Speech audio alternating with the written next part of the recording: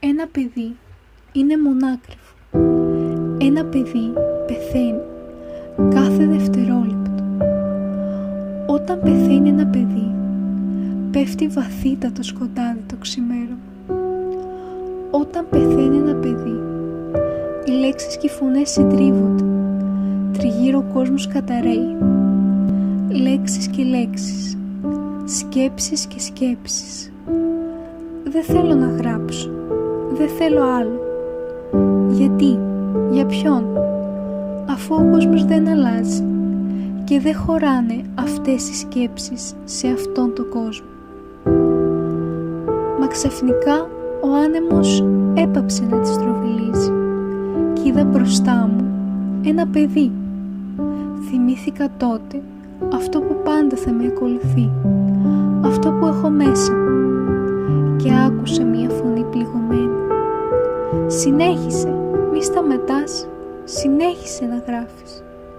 Και συνέχισε, αναζητώντας την αθωότητά μου.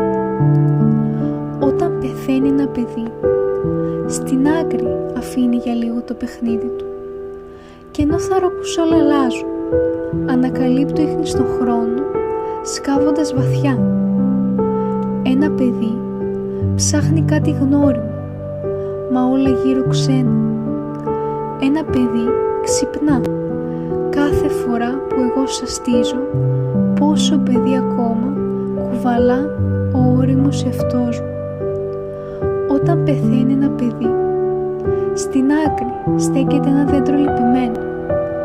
Με τα στρενά του φύλλα ψιθυρίζει ολημερείς αεροπληγμένες προσευχές.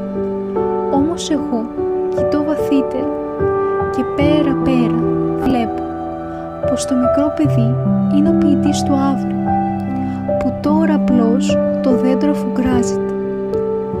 Όταν πεθαίνει ένα παιδί, οι λέξεις και οι φωνές συντρίβονται, τριγύρω ο κόσμος καταραίει. Λέξεις και λέξεις, σκέψεις και σκέψεις.